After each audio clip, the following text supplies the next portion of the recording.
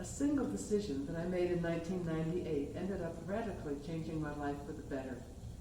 I decided to take early retirement from my administrative position at Iowa State University and to apply to serve in the Peace Corps. I'd had a meaningful career at higher education.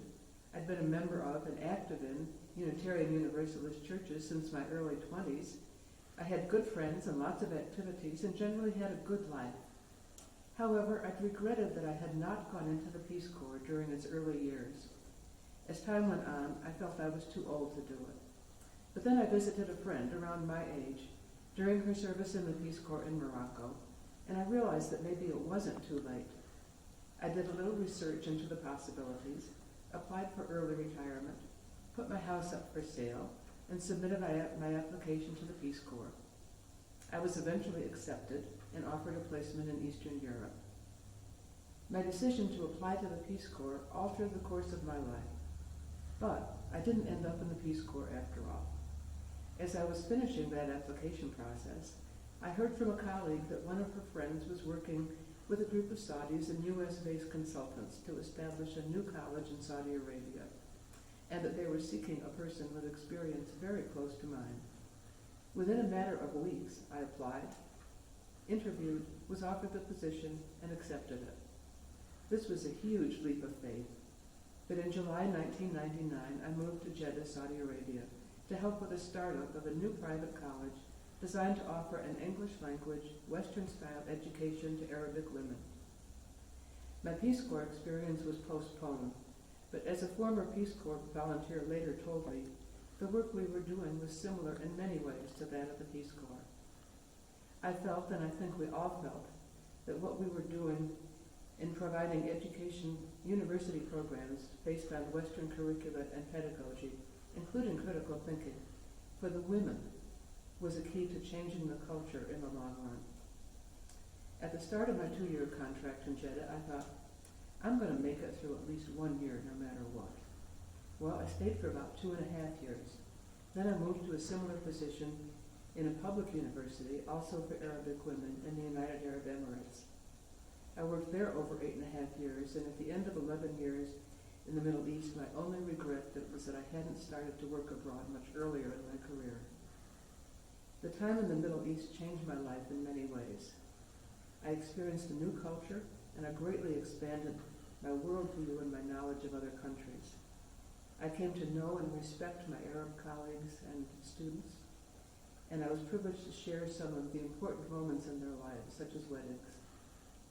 I developed enduring friendships with people from many countries, and working abroad was professionally rewarding too.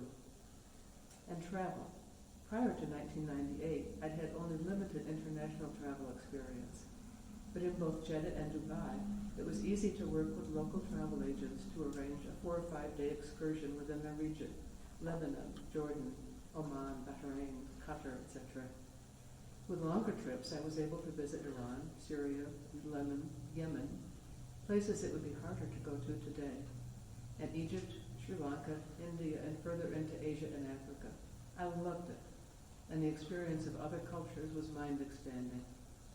Before long, my analytical and data-oriented nature led me to start counting the countries I'd visited.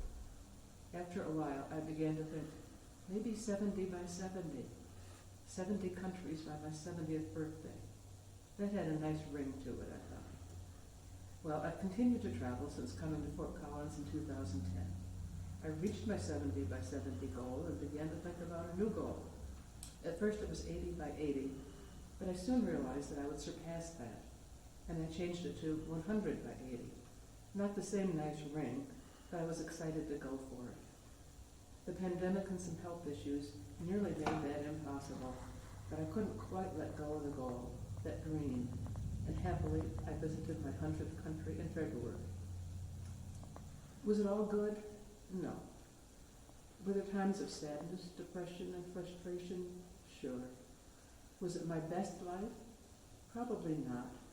I can think of lots of things I would like to have done better, or more of, or maybe less of, and things undone.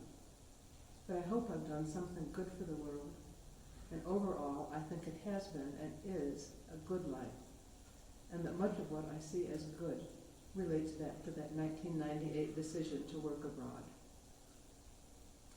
Now we'll light our chalice in the spirit of going with the flow, taking advantage of opportunities when they arise, following your dreams, and enjoying the journey.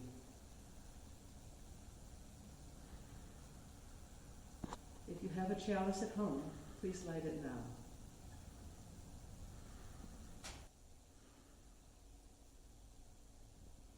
Please join me in reciting our covenant, which begins with the word love. Love is the spirit of this church, and service is its law. This is our great covenant, to dwell together in peace, to seek the truth in love, and to help one another.